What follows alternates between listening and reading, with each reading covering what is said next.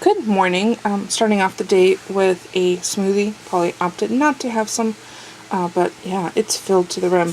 So what I have inside, let me just show you, is a frozen banana, a room temp banana, 8 or 9 frozen strawberries, half a cup of orange juice, a splash of peach nectar, no water, and then 2 tablespoons of the superfood booster, which has chia, goji, cacao, and maca. And I really wish I had pulsed before adding the liquid so I could purify it. Not a big fan of chewing my smoothie, but it is very, very tasty. So I didn't have any fresh peaches, so I just added nectar, peach nectar that we have in the fridge.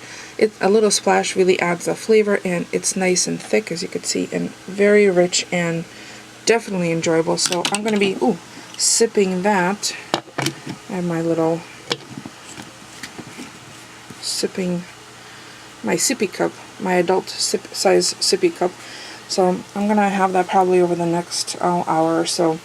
And within 20 minutes, my stomach will know that it's full, so I'll slow down, or I might even pop leftovers in the fridge, because I can always repulse it to activate it, add a little water, whatever I need to do.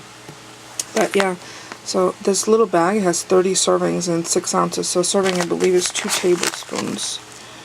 Yep. No, 2 teaspoons. Oh, that's why it was tasting so gritty. I overdid it by a lot, so I'm getting a super, super boost. So, see, that's what happens. You really need to read directions. So, I have a to-do list I'm going to put together, which I will probably share with you shortly.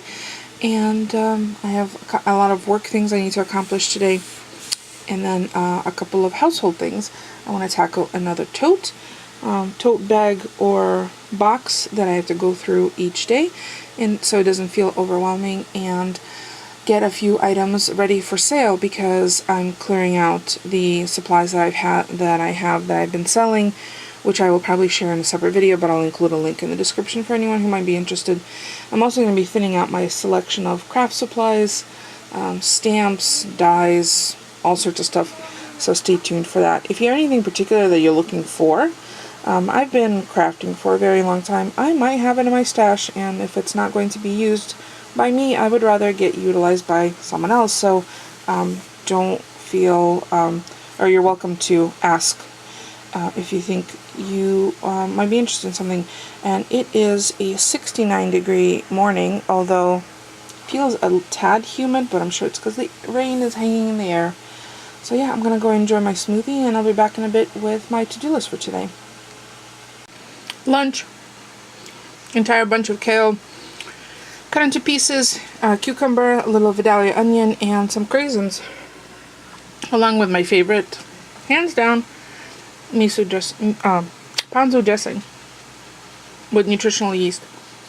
And I upped the yeast by another tablespoon, so it was 3 tablespoons to half a cup of peanut oil and 1/4 cup of ponzu. I don't use it obviously all in one dressing. It's probably like 4 or 5 servings in there. So just lightly coated, nothing sitting at the bottom of the bowl. Here, I'll show you. See? So it's just lightly coated. I just drizzle over the top and then mix away. So it's fibrous, it's filling, it's delicious. Excuse me. And I'm still working on my smoothie, so I might have to pop a few ice cubes in there and repulse it. The smoothie is filling, but it's also very rich. So I need a counterbalance. I needed the little saltiness. You have to kind of pay attention to what your body's craving. And I don't mean fries and that kind of thing. When you crave natural foods like some kind of fruit or some kind of vegetable, or even some kind of protein, it's usually your body's telling you something. Like when I'm borderline anemic, I know when I get a craving for liver that I have to pay attention. It's usually because my iron count's dipped, so I just get some small calf liver or chopped liver or something. Get some kind of a boost of that replacement. But yeah, I was in the mood for kale, which also has that in it. So dark leafy greens are good for you, just in moderation, especially if you have kidney issues. So just be careful with that. So I'm going to enjoy the rest of my salad and then get going. Oh yeah, I was going to show you my to-do list, so I'll show that to you in a minute. I ate the whole thing, and there's evidence that it wasn't overdressed. See, there's barely any dressing left. And yeah, I put too many craisins, but it's okay. I'm going to toss them.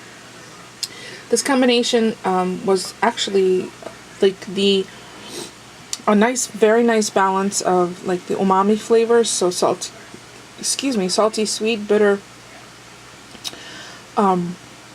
salty, sweet, bitter, spicy. I'm trying to think if I'm missing anything. So the saltiness came from the ponzu, the sweet from the craisins, the bitter greens, a little spice from the onion. Really yummy. So very enjoyable. I probably could have eaten more, but because I ate it slowly, I'm absolutely full now.